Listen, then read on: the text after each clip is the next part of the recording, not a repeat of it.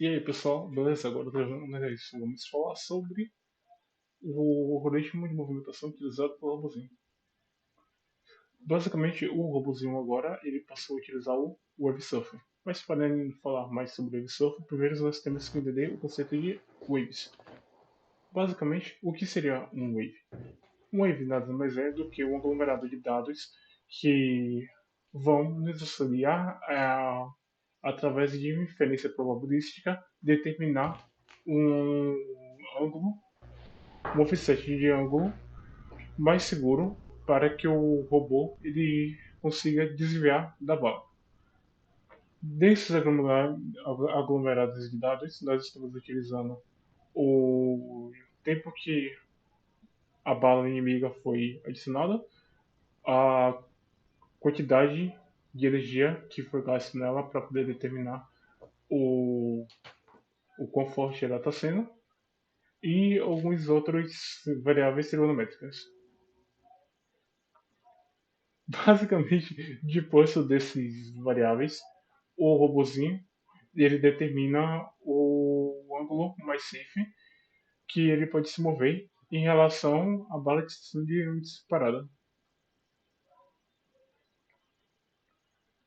Como a gente pode ver, cada bala ele gera uma onda e essa onda está segmentada entre as partes azul e vermelha, onde as partes vermelhas indicam a parte em que a maior probabilidade dele ser atingido pelo disparo e a parte azul onde ele está mais safe. Baseado nisso, ele executa a parte da movimentação. Então, chegando na lógica fuzzy. Como é que a gente usou a lógica fuzzy? Como é que a gente conseguiu aplicar a lógica fuzzy dentro do Wave Surfing? E não, então, primeiramente a gente tem que saber que dentro da lógica fuzzy existem quatro tipos de funções que são as mais usadas. No caso, a função triangular, ela é mais usada quando a gente tem um valor central bem definido. A trapezoidal, no caso, ao invés de um ponto central, a gente tem uma área e existe essa transição entre os valores e essa área.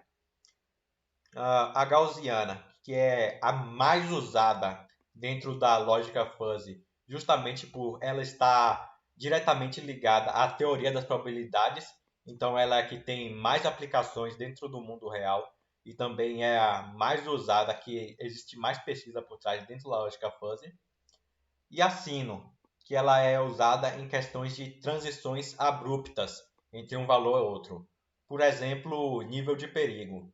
Você não quer ter um nível de perigo médio, você quer ter um nível de perigo seguro ou algo perigoso. Então você precisa ter essa transição abrupta entre um e outro, e nesse caso seria usado a função sino. Dentro das variáveis do Wave Surfing, a gente tem as seguintes variáveis: o poder da bala do inimigo, no caso, o poder de bala do Robocode, ele é bem definido, ele vai de 0.1 a 3. Então, se a gente parar e pensar um pouco, a gente vai saber que o valor central desses dois seria 1,5. Como não dá para colocar 1,5 dentro do gráfico, a gente colocou essa transição de 0 a 10 e o valor médio, o valor baixo e o valor alto, referente também ao tamanho da bala, que isso vai interferir diretamente a como que o nosso robô vai desviar da bala do inimigo. No caso, tudo isso puxando para o centro de gravidade, que é o método usado para desdefusificação dessa variável. O ângulo absoluto, que ele vai de menos 180 até mais 180. No caso, esse é o ângulo do inimigo relativo ao nosso robô. Como a gente está usando de um lado para o outro, a gente preferiu usar duas funções trapezoidais. No caso, elas têm essa transição do 0 ao 90 graus. E a partir de 90 graus, do 90 a 180, a gente simplesmente assume que está de costas, está muito longe, então a gente já deixa dentro do valor máximo. Seguindo a velocidade lateral do inimigo, no caso a velocidade que o inimigo está se movendo. Esse também tem a negativa e a positiva, justamente porque ele pode estar se movendo para um lado ou para o outro.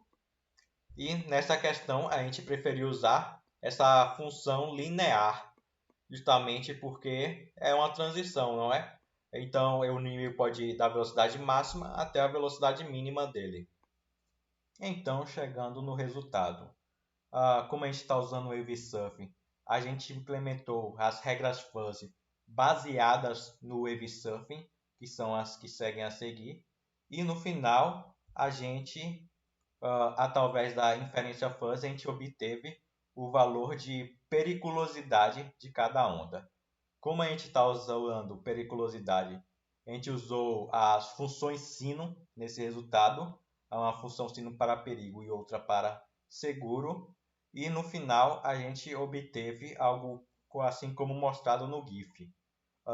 Essas ondas elas não representam justamente um valor absoluto, mas algo intermediário entre o perigoso e o seguro, e o robô ele sempre vai caminhar na direção daquilo que ele julga mais seguro.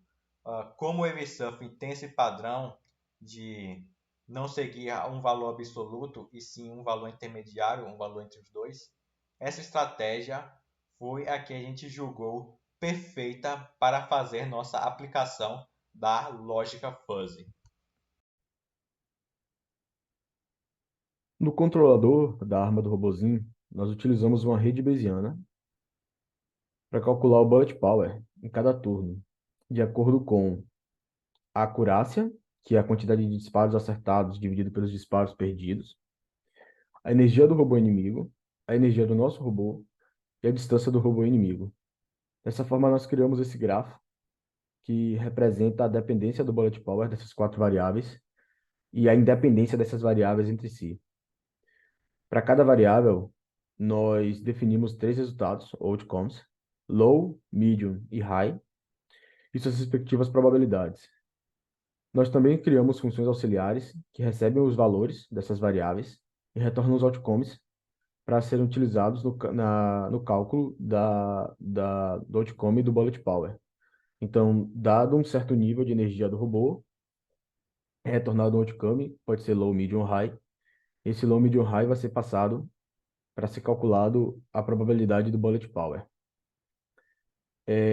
Dado que a matriz de probabilidade do bullet power ela é da ordem de 3 a quarta, já que são três outcomes para cada uma das quatro variáveis, além de três outcomes para a própria bullet power, que pode ser low, medium, high, a matriz de probabilidade condicional ela tem 243 campos.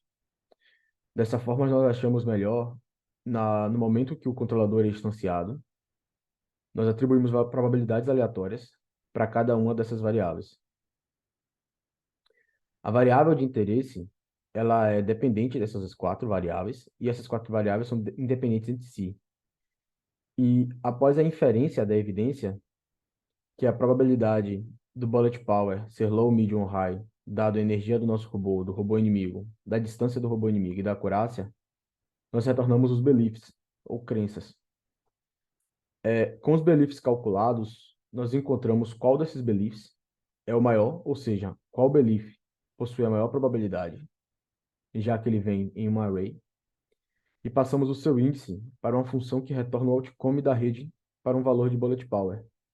Então, dado o belief que nós encontramos, nós passamos o seu índice para uma função auxiliar, e essa função auxiliar ela vai retornar o outcome da variável bullet power, se ela foi low, medium ou high, e então recebemos um valor do bullet power, que pode ser 1 para low, 2 para medium ou 3 para high, e assim setamos o bullet power do nosso robô.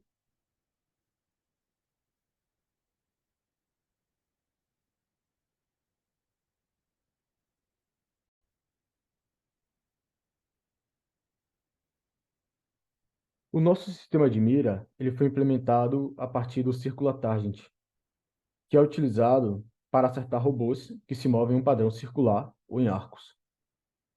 O primeiro passo desse sistema de mira medir a taxa de giro do robô inimigo e subtrair o heading atual do robô inimigo com o anterior, que já foi observado. Se não for possível escanear o alvo, então é necessário dividir o valor pelo tempo do scan mais atual com o scan anterior e obter uma taxa média de giro. Depois disso, é preciso obter a posição atual do alvo, que nesse caso é só calcular a posição do alvo em relação à posição do nosso próprio robô. E como supomos que o alvo continuará girando na mesma taxa de giro a cada volta, podemos prever a sua posição a qualquer momento, calculando um novo vetor de velocidade e adicionando a sua posição. Aqui no vídeo, o nosso robozinho 3.0, ele está brigando contra o robozinho Old, que é a versão antiga do nosso robozinho, que está utilizando heurísticas. Então, o nosso robozinho, além de estar utilizando o Wave Surfing para poder se desviar das balas, ele utiliza esse círculo Tangent, supondo que o robozinho vai sempre se manter no movimento circular. Dado que o movimento do robozinho ele é um movimento pendular, então o nosso robô ele consegue facilmente prever aonde que o robozinho old nesse caso, aonde o robozinho old vai estar se posicionando e tentar atirar mais ou menos naquela posição. Mostrar aqui também, na rede Bayesiana, esses são os valores dos beliefs. Então, dado os valores de entrada, de distância do inimigo, energia do nosso robô e a acurácia, nós mostramos aqui cada um desses beliefs. Então, o belief 0 seria o low, o belief 1 seria o medium e o belief 2 seria o high.